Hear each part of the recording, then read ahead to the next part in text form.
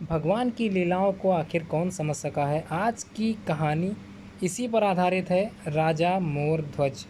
महाभारत युद्ध की समाप्ति के बाद अर्जुन को वहम हो गया कि वो श्री कृष्ण के सर्वश्रेष्ठ भक्त हैं।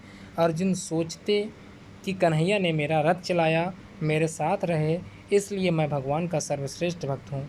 अर्जुन को क्या पता था कि वो केवल भगवान के धर्म की स्थापना का जरिया था। फिर भगवान ने उसका गर्व तोड़ने के लिए उसे एक परीक्षा का गवाह बनाने के लिए अपने साथ ले गए। श्री कृष्ण और अर्जुन ने जोगियों का वेश बनाया और वन से एक शेर पकड़कर और पहुंच जाते हैं भगवान विष्णु के परम भक्त राजा मोरध्वज के द्वार पर।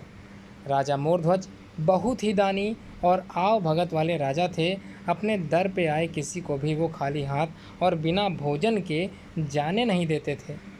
दो साधु एक सिंह के साथ दर पर आए हैं, ये जानकर राजा नंगे पांव दौड़ के द्वार पर गए और साधुओं के तेज से नतमस्तक हो आतिथ्य स्वीकार करने के लिए कहा।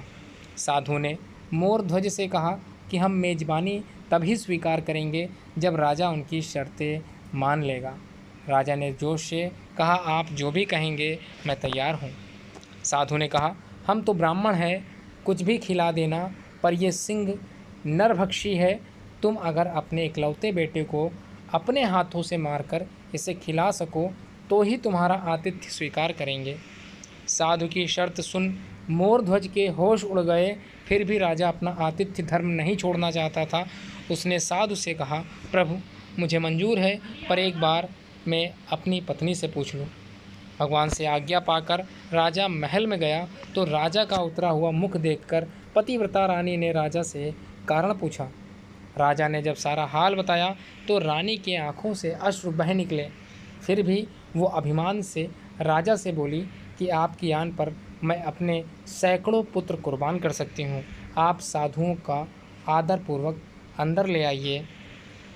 अर्जुन ने भगवान से पूछा, माधव ये क्या मांजरा है, आपने ये क्या मांग लिया। कृष्ण बोले, अर्जुन तुम देखते जाओ और चुप रहो। राजा तीनों को अंदर ले आए और भोजन की तैयारी शुरू की। भगवान को 56 भोग परोसा गया, पर अर्जुन के गले से उतर नहीं रहा था। राजा ने स्वयं जाकर पुत्र को तैयार किया। पुत्र भी 3 साल का था। नाम था रतन कंवर, जो भी माता पिता का भक्त था। उसने भी हंसते हंसते अपने प्राण दे दिए, परंतु उफ न की। राजा रानी ने अपने हाथों से अपने पुत्र को आरी से 2 टुकड़े कर दिए और सिंह को परोस दिया। भगवान ने भोजन ग्रहण किया, पर जब रानी ने पुत्र का आधा शरीर देखा तो वो आंसू रोक ना पाई। साधु इस बात पर गुस्सा हो गए। साधु रुष्ट होकर जाने लगे तो राजा रानी रोकने की मिन्नतें करने लगे। अर्जुन को एहसास हो गया था कि भगवान मेरे ही गर्व को तोड़ने के लिए ये सब कर रहे हैं। वो स्वयं भगवान के पैरों में गिरकर विनती करने लगा और कहने लगा कि आपने मेरे झूठे अभिमान को तोड़ दिया है। राजा रानी के बेटे को उनके ही हाथों से मरवा दिया और अब रूठ के जा रहे हो। ये उचित नहीं है प्रभु, ये उचित नहीं है। मुझे माफ़ करो और भक्त का कल्याण करो। तब केशव ने अर्जुन का घमंड टूटा जान और राजा रानी की भक्ति से प्रसन्न होकर रानी से कहा कि वो अपने पुत्र को आवाज़ दे। रानी ने सोचा पुत्र तो मर चुका है, अब इसका क्या मतलब, पर साधुओं की आज्ञा मानकर उसने पुत्र रतन कुंवर को आवाज़ लगाई। कुछ ही क्षणों में चमत्कार हो गया। मृत रतन कंवर, जिसका शरीर शेर ने खा लिया था, वो हंसते हुए महलों से दौड़ता हुआ आकर अपनी माँ से लिपट गया। भगवान ने मोरध्वज और रानी को अपने विराट स्वरूप का दर्शन कराया।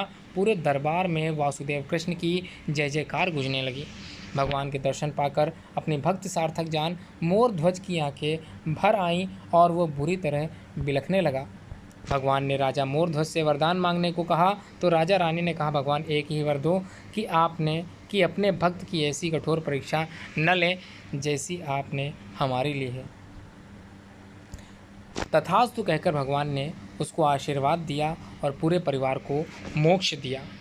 तो कैसी लगी आज की इस वीडियो को कमेंट बॉक्स में कमेंट करके ज़रूर बताएं और वीडियो पसंद आया हो तो इसको शेयर ज़रूर कीजिएगा, लाइक करिए। अगर चैनल सब्सक्राइब नहीं तो चैनल को सब्सक्राइब ज़रूर कर लीजिए।